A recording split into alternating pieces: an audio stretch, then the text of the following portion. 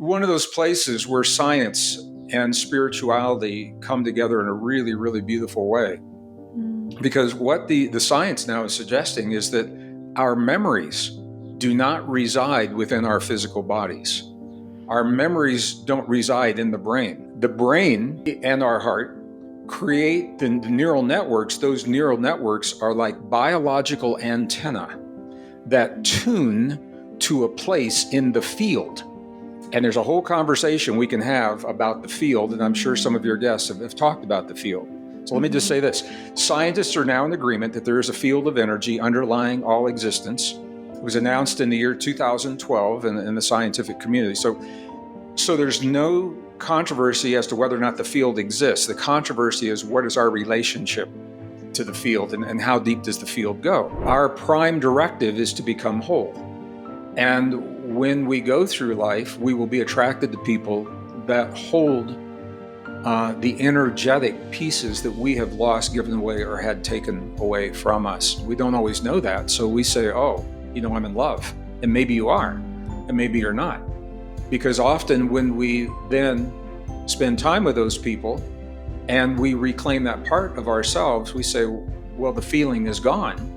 Yeah. The feeling is gone because you've reclaimed that part of yourself, and you don't need that person to fill in that missing piece. It's our judgment that keeps us locked into the trap, the ancient trap of the polarities that lock us in generation after generation to the hate and the fear and the hurt. So this generation, we have the power to transcend that. And Susie, you nailed it, because it's only now, as we come full circle in the cycles of civilization and climate and finance, that the science is caught up with the wisdom of our ancestors. And what they're saying, I'll just encapsulate, the heart is where the action is. That's my cup I decided to bring here today.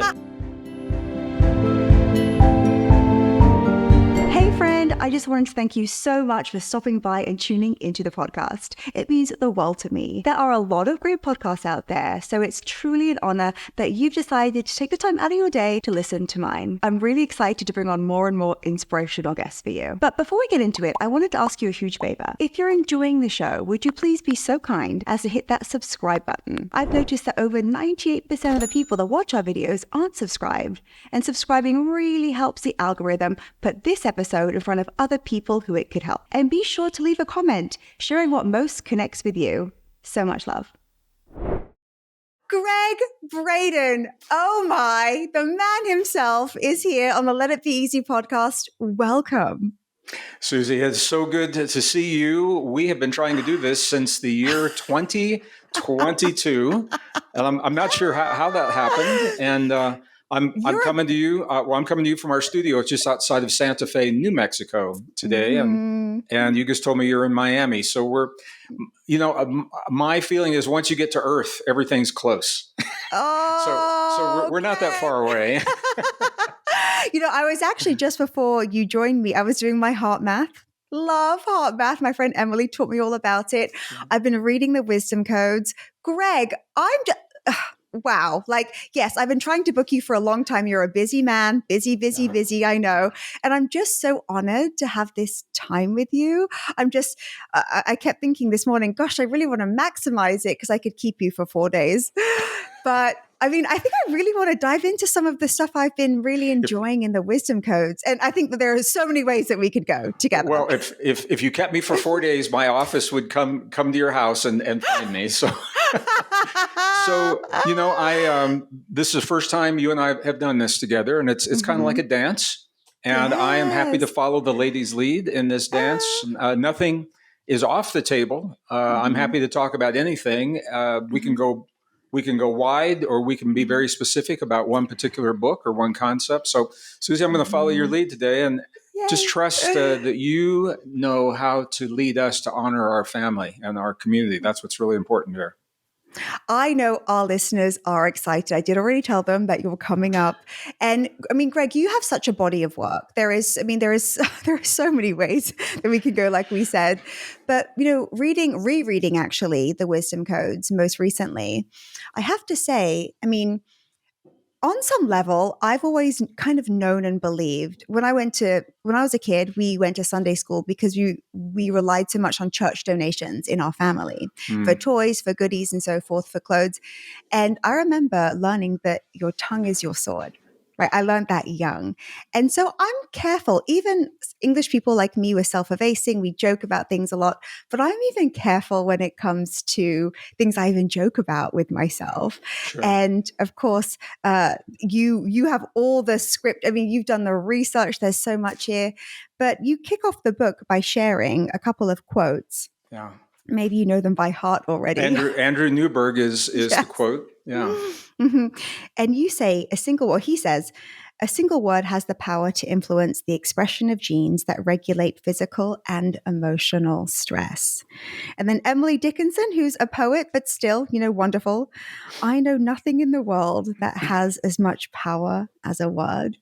And you share in your preface that we have the power to rewire our brains on demand. And in doing so, to choose to self-regulate the way we respond to life's extremes. Yeah.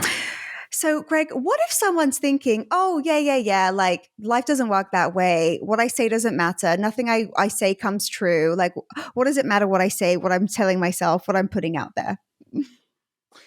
Well, their lives are the answer to any questions they may have in terms of how effective this is.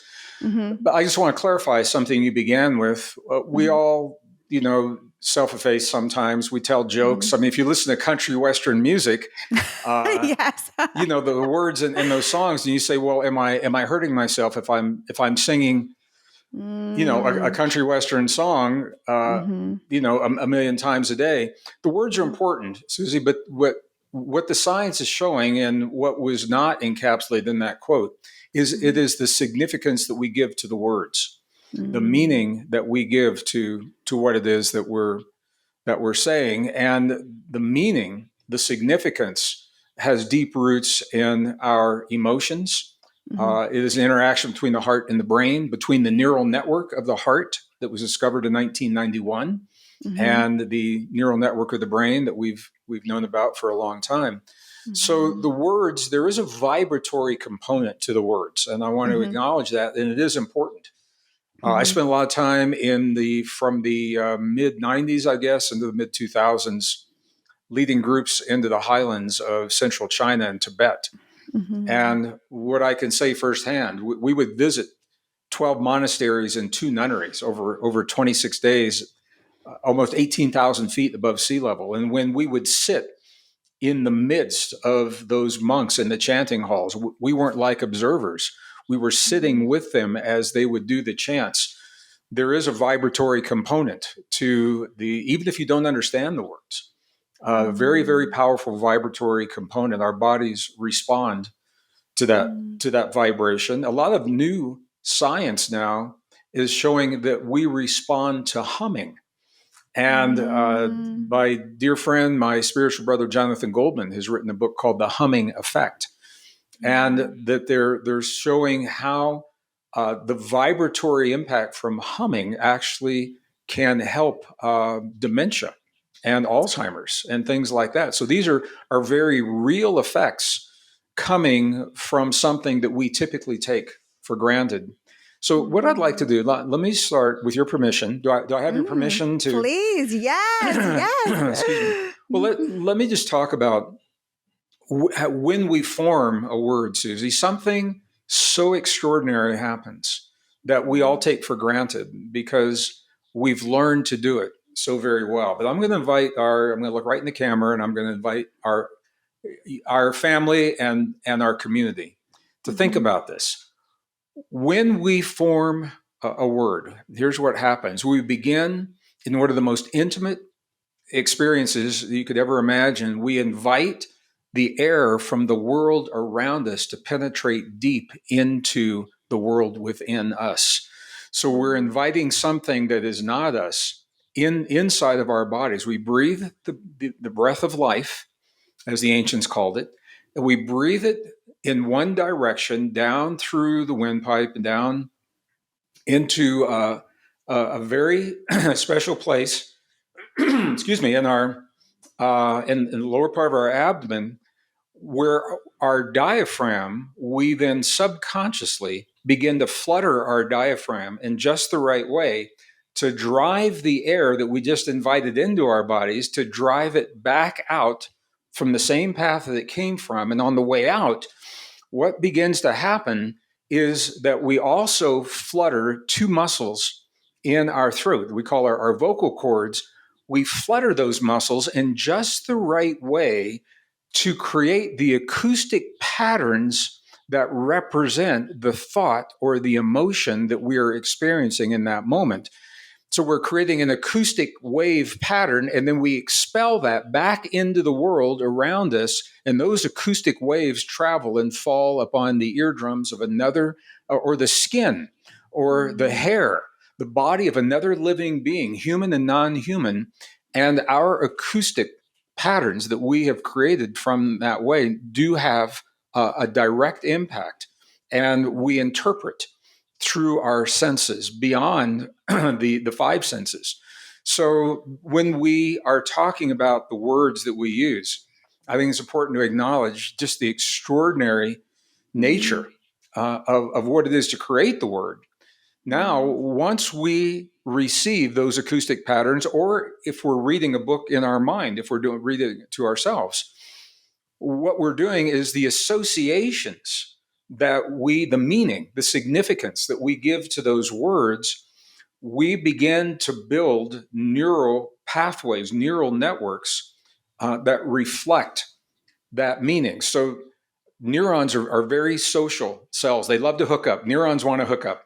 So they're always looking, they're looking for another neuron that has the characteristics that the neuron has in a moment and in time. And what's really interesting, it doesn't happen like in a second. What the time-lapse photographs that scientists have created inside the human brain show it takes about 72 hours, about 3 days for a neuron to build the extensions of itself, the dendrites, and begin searching for other neurons and find those neurons and establish the connections. And they will go through a process of hit and miss. They may connect to a neuron and then disconnect and then try another neuron. It's fascinating to see this process. So, okay, so now can we go really deep? Can we go deep with this? Yes. All right, so here's the mind blower. And this is where one of those places where science and spirituality come together in a really, really beautiful way. Because what the science now is suggesting is that our memories do not reside within our physical bodies. Our memories don't reside in the brain. The brain and our heart create the neural networks. Those neural networks are like biological antenna that tune to a place in the field. And there's a whole conversation we can have about the field, and I'm sure some of your guests have talked about the field. So let me just say this. Scientists are now in agreement that there is a field of energy underlying all existence. It was announced in the year 2012 in the scientific community. So there's no controversy as to whether or not the field exists. The controversy is what is our relationship to the field, and how deep does the field go? So one of the things, one of the things that they're finding is that it appears that our thoughts, our memories reside in that field. Our skills, if we're trying to learn a foreign language, or I'm a musician, if I'm trying to learn a guitar piece that another musician, Stephen Vai, for example, is a very popular contemporary guitarist. If I'm trying to learn Stephen Vai on my guitar, I go through the motions and it feels awkward at first. Or if we're trying to learn a foreign language, we go through the motions and it feels awkward and it sounds awkward. And all of a sudden, you wake up one morning and man, you're like thinking and speaking in Spanish or French or Chinese or Tibetan. You know, my Tibetan is really bad, so I shouldn't use that. But so what happened? What happened in that time in between is that it is the act of us striving to become something more in a future moment than we are in the present moment. The desire to learn something new, to accomplish something, to master something, a language, a word, a song, a language, or a music, whatever that is. The act of us desiring to do that is the impetus.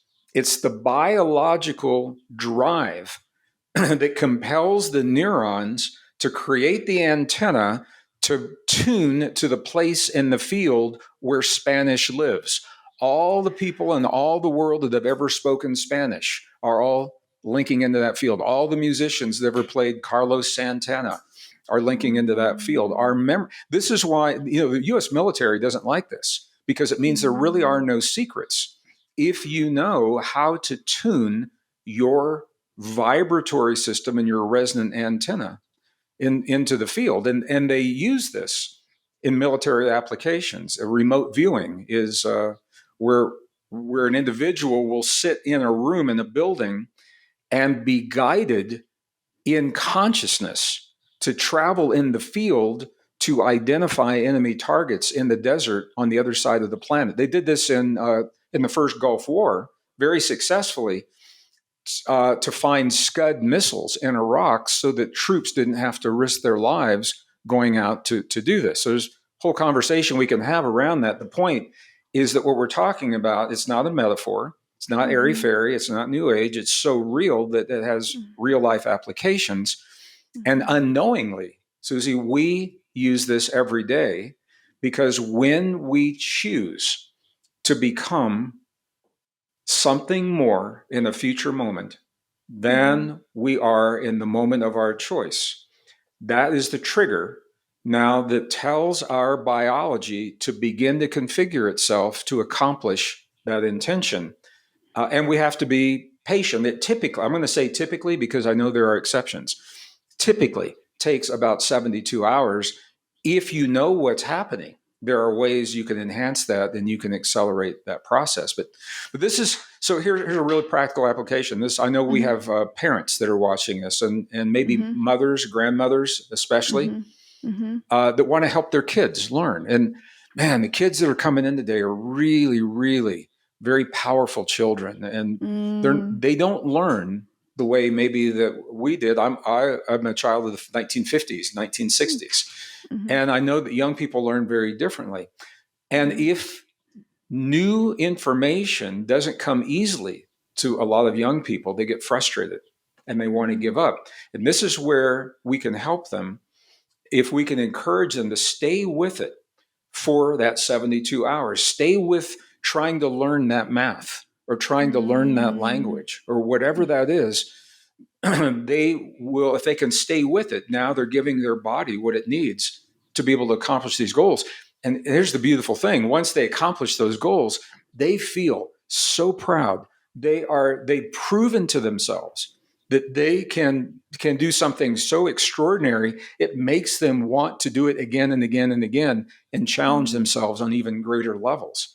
So this is a practical application of what we began with, the power of the words, where if we know where the words, so because I don't want to say it's the word itself. The word is the vibratory component that links us to the place in the field.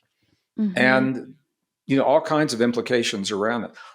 Dementia, what does that mean when people begin to forget who they are and forget what their role in life is? It means their antenna are losing access to the field. And there are a lot of psychological implications in this, because when you talk to many of those people, they are from a generation.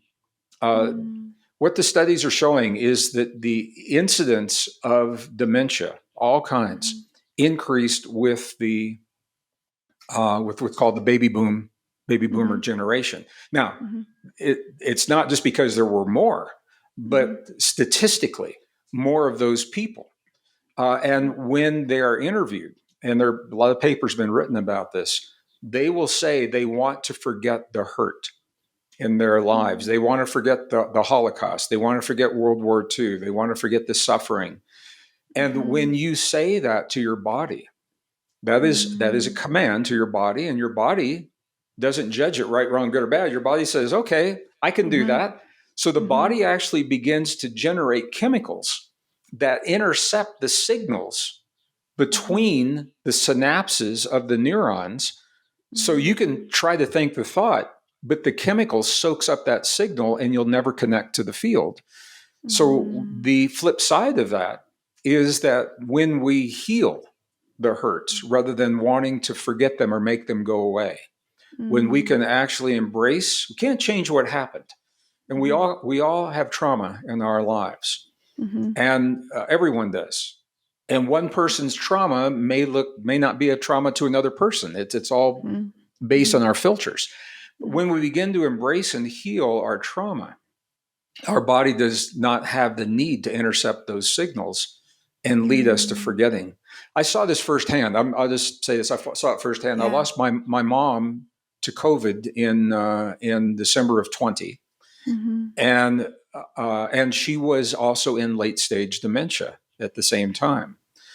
And my mom had a difficult life. My father, I'm the product of a very dysfunctional, abusive, alcoholic family. My father left when I was 10. My mom had to I have a younger brother, 4 years younger. My mom had to raise us alone, and she didn't know how to do that, didn't have a job, and it was a crazy time. And she had a lot of hurt in her life. When she left this world, the last conversation I had with her, she was a really happy girl because she had forgotten everything that had ever hurt her in her life. The way that she went about it was by creating the dementia. And that is a path. And I'm not saying it's right, wrong, good, or bad. What I'm saying is there are options and other paths where we can heal and embrace the trauma and still have the memories, but give new meaning to the memories. Does that make sense if I say it that way? Oh my Susan? gosh. Yes. I mean, Gregg, wow. I've heard Louise Hay, who I know who was a friend of yours, share something along those lines too, how it's in service to us, the things that happen to us physically, even though it makes sense in some way, even though we want to reject it or resist it, that our body is serving us. I mean, one thing that you said too, which completely makes sense to me, which is why I also love the HeartMath technique and why I love really creating the resonance. We don't just say the words because, hey, we said them, tick it off the list today. It's the feeling, and the feeling is what connects, right? And I took a quote here from you from your book when you share with when you're in Tibet and you spoke with the master, the guru, and he said, no, the chant is to create the feeling. You can observe us praying or chanting, but it's not the words. They're neutral almost, but it's what we create. And when you were sharing too about how and I am learning French, actually I have a tutor. So every time I'm learning that consistently, I feel like based on what you just said, I have the assistance of people. Like it makes you want to cry. It's so well, it's I wish someone. First of all, I'm going to acknowledge some of the things we're talking about are a very different way of thinking for some people. Yes. In some circles, it's common knowledge and it's very well known. In other circles, people say, "What the hell are you talking about?" Of course, yes. My memories are in my brain. I remember I grew up in Missouri. I was born and raised in Missouri. And when Albert Einstein died, they took his brain out of his body and they sent it to a lab in Kansas, right next to Missouri. And when I was in college, I had the opportunity to look. They thin sectioned his brain. They sliced it into thin sections to find out what made him so unique. And what they found was nothing. His brain looked like everyone else's, with one exception. There was one exception. His brain had many more folds than you would typically find in an adult human. And what that means is if you were to take that brain and all those folds and stretch it out so it wasn't all compact, the more folds there are, it means the more surface area of the brain. That surface area is made of neurons, which are the antenna connecting us to the field. So you could say that he had, for whatever reason, had developed, he had a more developed antenna. He had a greater surface area, more of the neurons, creating a larger antenna that allowed him to reach into the field in different places. And that was the main difference that they found. So Remarkable. something I want to say, and I knew our time would go quickly today, so maybe we'll call this. I know. We'll call this Greg and Part one. Susie. We'll call it part one. Yeah. Yes. But you mentioned the Institute of HeartMath. I'm not their employee. I have worked with HeartMath, studied with them almost since their inception on the West Coast in 1990, 1991, right around in there. They had a community on the East Coast prior to that. One of the things that the HeartMath studies have found, they were the ones that announced in 1991 the discovery of a neural network in the human heart, about 40,000 specialized cells in the human heart. And I mean, this was kind of a mind blower because no one was thinking to look, why would you look for brain cells in the heart? But this neural network in the heart, it thinks independently of the cranial brain. It feels independently. It remembers independently. So if you're healing trauma, there are a lot of implications here. If you're healing trauma, you want to address the heart's memory as well as the brain's memory. Well, the beautiful thing, and one of the tools that help us to heal trauma in a healthy way, is that when we use HeartMath techniques for creating coherence between the heart and the brain, and there's a 3-step process. I talk about it in the book. Go to their website. You may have talked about it or had guests on that do that. When we create the coherence through focus, breath, and feeling in our bodies, and we are in coherence, what that means is we've established an energetic link between the heart and the brain, between the two neural networks. So what we're actually doing is harmonizing two organs, the heart and the brain, into a single potent system.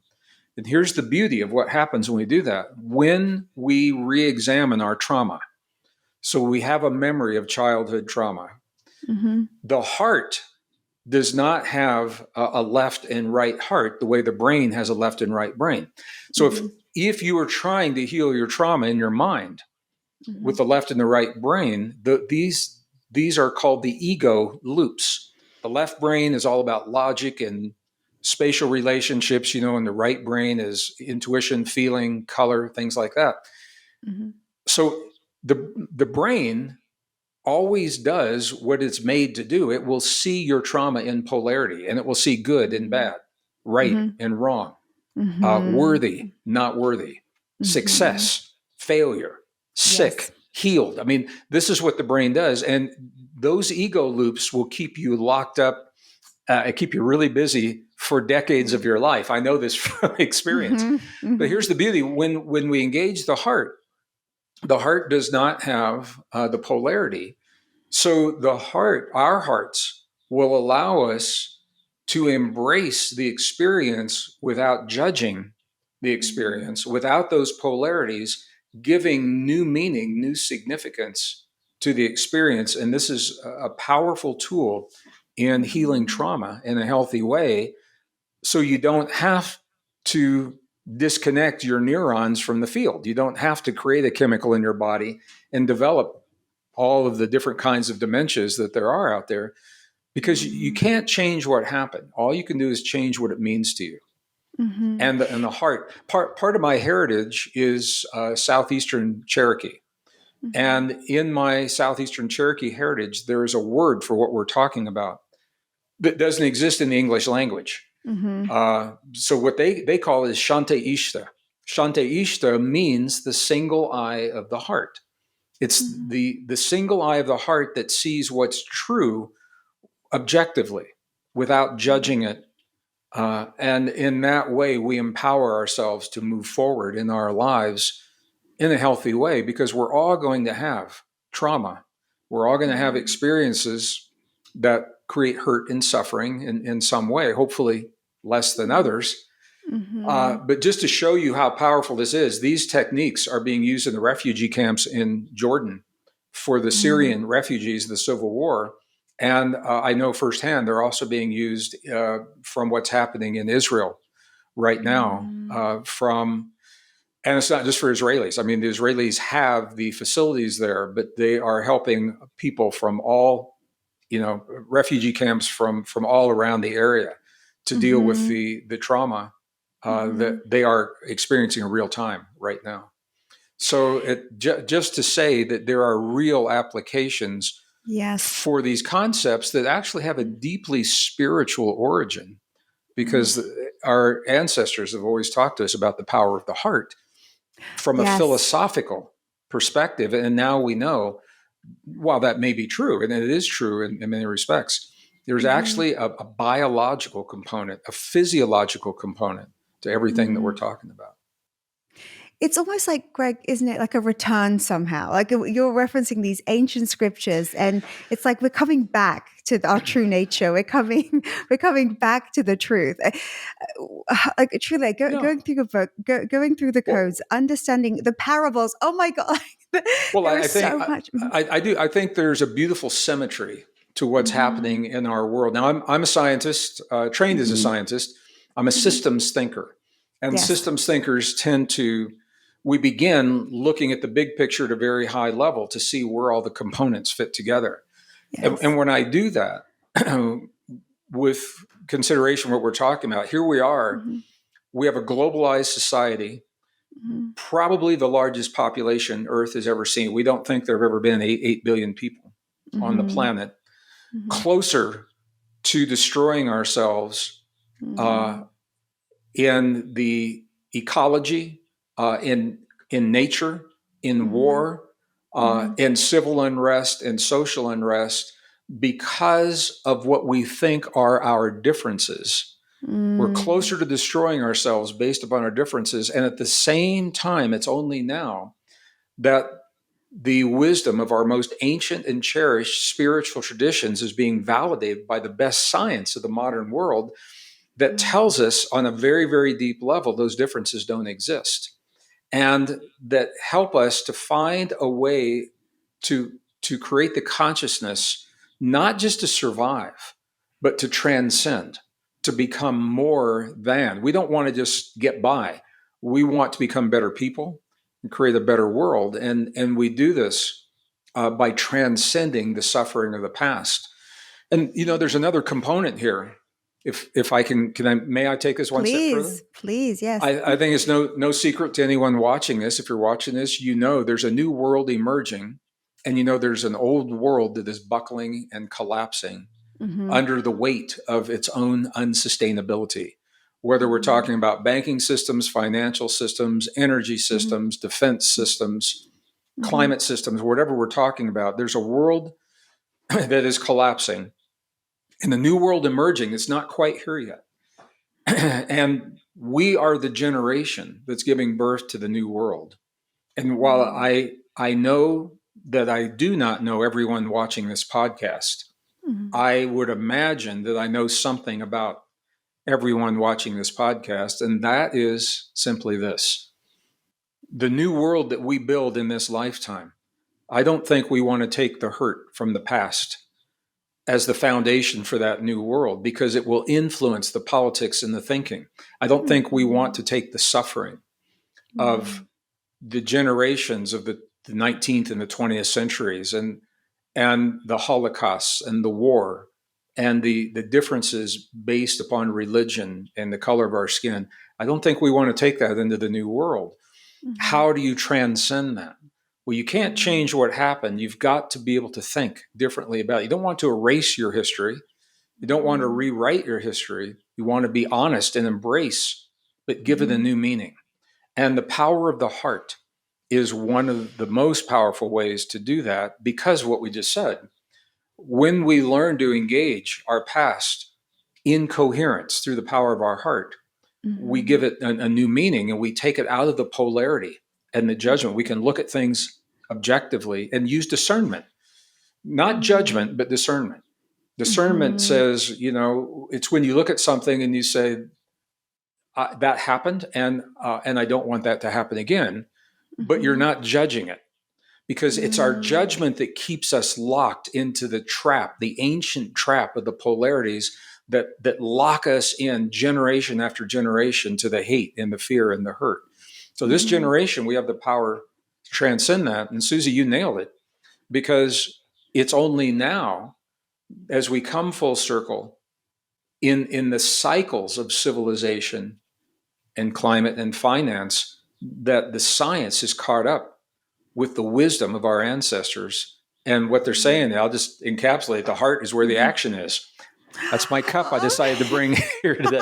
The heart is where the action is. Yeah, and it really is. And again, I know it's a very different way. Even my scientific colleagues, a lot of them just think this is, they're not on board with this message. But I think we'll have to be. We'll have to be. You know, there are a lot of places where science has to catch up with what we know, what our lived experience tells us is true. So science had to catch up with the validity of intuition, although mothers have known that their intuition was right on with their children for years, you know. And we all have those experiences, don't we? We're like, oh, you know, I got all this advice, or the expert said, and then you're like, oh, something else knew something that feels eternal somehow within me. Well, science is just a language to help us interpret our world, and it's actually, as a scientist, I mean, I have to say this, it's a relatively young language. Science began about 300 years ago when Isaac Newton formalized the laws of physics. When they say, you know, when the apple dropped out of the tree and he said, okay, there's gravity. I'm paraphrasing, you know, and taking a lot of liberties to do it. But it's a relatively young way of looking at the world. Whereas what we call spirituality, not religion, but spirituality is about relationships, Susie. It's about our relationship to ourselves, number one, to people around us, number two, our relationship to the earth, to the heavens, to God, to the past, to the future, to time, and to space. Relationships are the foundation of spirituality. Religions came along later and wrapped the rules and the dogma around those already existing relationships. So I'm not talking about religion, but for over 5,000 years, our ancestors understood. They weren't scientists, but they understood the principles of our relationship to healing and to the cosmos. And now science, not 100%, but in many instances, science is validating those ancient principles and helping us to embody them in our lives in a really healthy way. So that's the symmetry of where we are. Other than that, not much going on in the world. Gregg, what is your intention for your work when someone encounters you? Because I feel like, gosh, I mean, you know, I was telling my friends, oh my gosh, you know, Gregg Braden, they're like, how would you define his work? I'm like, I can't. I don't put it into a box. You know, I did a radio program out of New York. I won't name any names, but it was a morning talk show. And when the interviewer brought me on, there was no introduction, no welcome to the program, no good. It's what we call a hostile interview.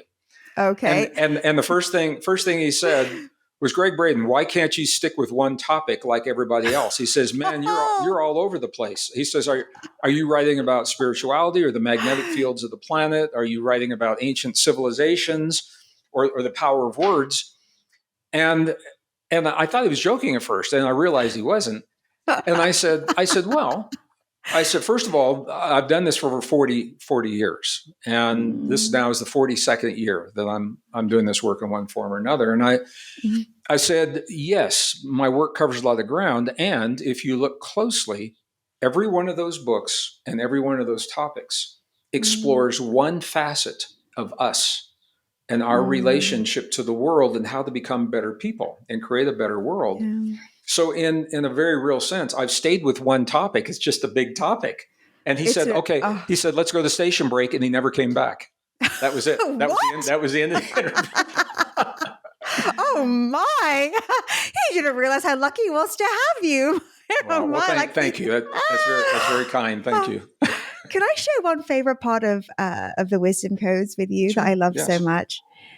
It's under the section, the parables. So how the book ends, and it's about the woman and the jar. It's my favorite parable as well. So I had this conversation with my community many times in lots of different ways. I'm almost thinking, should I kick it to you? I mean, there's a particular part too that you break down that I really love, which is, so there's a woman, would you like to just share it, Gregg? And then I'll share this particular point that you make that I love. Do you want me to share? So I am ticking down on time. I'm going to have to jump off here. I know. soon, because there's another interview coming in. I know. The parable, it comes from, first of all, it is a powerful parable that was discovered in 1947, 46, 47, in as part of the Nag Hammadi, Hammadi, NAG, Nag Hammadi Library in Egypt, which are now recognized as the oldest records of the New Testament.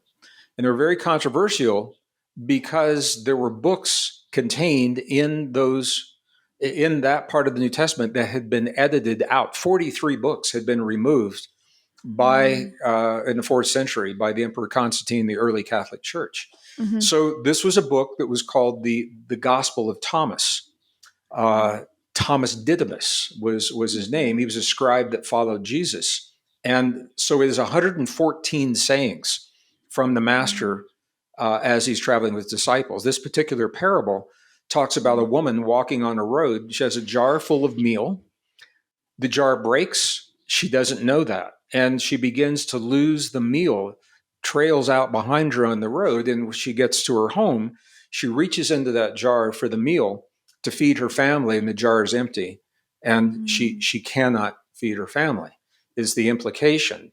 Yeah. The parable is this: we are the jar, we are the vessel, we are the temple, and we're told that often. So we are the jar, the meal is our love. And knowingly and sometimes unknowingly, we go through life compromising ourselves and giving pieces of ourselves away, giving our love away to keep the peace in the family, sometimes for survival. Our love is either given away or taken away by those who have power over us, little by little by little, and sometimes we're not even aware of it. And what happens is one day someone comes into our lives that we truly want to give of ourselves and to love like we've never loved anyone else. And we reach inside and it's empty because we've given so much away. It's either been lost, given away, or taken from us. And that begins then a journey of retrieving those parts of ourselves so that we can love wholly once again. And when I think of how the master would have conveyed this concept to a largely uneducated population over 2,000 years ago, and how beautifully precise it is today, 2,000 years later, I'm in awe of his wisdom and his ability as a man, not a religious figure, but as a man to have the empathy with his community to be able to communicate this concept in a way that is meaningful to them and still honor them with his deep truth. So that is my favorite parable in the book, The Wisdom Codes. Yeah. I love it. And I love how you share too, how if you ever meet somebody who just you feel so drawn to and they just inspire you, how it's you, how you're meeting yourself. I mean, this is profound. This is you encountering someone. Our prime directive is to become whole. And when we go through life, we will be attracted to people that hold the energetic pieces that we have lost, given away, or had taken away from us. We don't always know that. So we say, oh, I'm in love. And maybe you are, and maybe you're not. Because often when we then spend time with those people and we reclaim that part of ourselves, we say, well, the feeling is gone. Yeah. The feeling is gone because you've reclaimed that part of yourself, and you don't need that person to fill in that missing piece. And I talk about that extensively in that book. So let's do this. Let's do that we'll do Gregg and Susie part 2. We can talk part about 2. That, right? Stay tuned, friends. Gregg Braden, thank you so much. Run along to your next interview. What a joy having you. I'm linking to all of the work, everything Gregg Braden. You must check out. What a delight, truly. Until part 2, Gregg. Susie, thank you so much. I just want to say thank you for your trust, because the truth is we've never worked together. You had no idea what I was going to say today. And so that's a level of trust to share with your community. And thank you for the work you do to create a community and to help people be the best version of themselves so we can create the best world possible. And I very much look forward to our next. Oh, me too, Gregg. Thank you. Until part 2, my friends. So much love and ease.